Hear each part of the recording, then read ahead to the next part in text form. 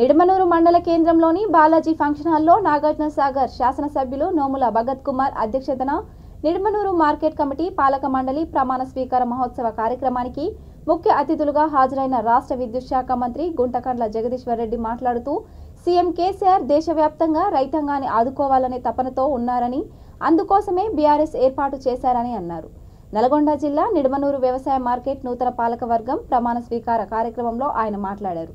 Market committee chairman Marla Chandrareddy, vice chairman Merugu రామలింగయ్యతో పాటు డైరెక్టర్లతో ప్రమాణ స్వీకారం చేయించి వారికి శుభాకాంక్షలు తెలిపారు.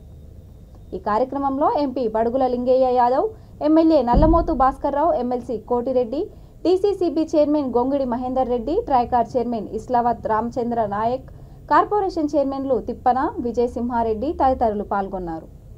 అలాగే ఈ కార్యక్రమం చేసినటువంటి ప్రజాప్రతినిధులకు, నాయకులకు, అలాగే వేదిక పొందినటువంటి మా నాగార్జున సాగర్ నియోజకవర్గ నిడమనూరు మార్కెట్ పరిధిలో ఉన్నటువంటి మా కార్యకర్తలకు, రైతులకు, అమ్మలకు, అక్కలకు అందరికీ పేరు పేరున నా హృదయపూర్వక నమస్కారాలు తెలియజేస్తూ తెలంగాణ ప్రభుత్వం చేత వ్యవసాయ మార్కెట్ కమిటీ నిడమనూరు కేంద్రంగా నియమించబడినాను. నేను వ్యవసాయ మార్కెట్ కమిటీ నియమ నిబంధనలకు అనుగుణంగా రైతు సోదరులందరికీ సేవలు అందిస్తానని ఇటు రైతులకు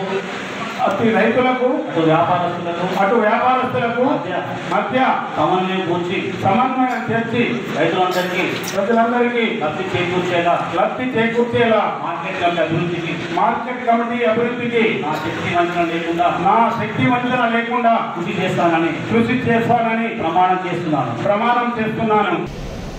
శాసనసభ నియోజకవర్గానికి ఒక ఆయన, ఈ కులానికి ఒక ఆయన, ఆ కులానికి ఒక ఆయన, ఈ మతానికి ఒక ఆయన, ఆ మతానికి ఒక ఆయన అని చెప్పి ఒకరి తర్వాత ఒకరిని పంపుతా ఉన్నాడు మోడీ గారు.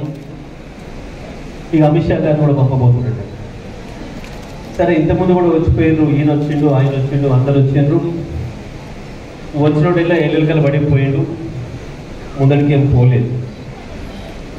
ఇప్పుడు వచ్చి కూడా ఏం చేస్తారు, ఏం చెప్తున్నారు? నిన్న ఆదిలాబాద్లో చూసినాం మనం.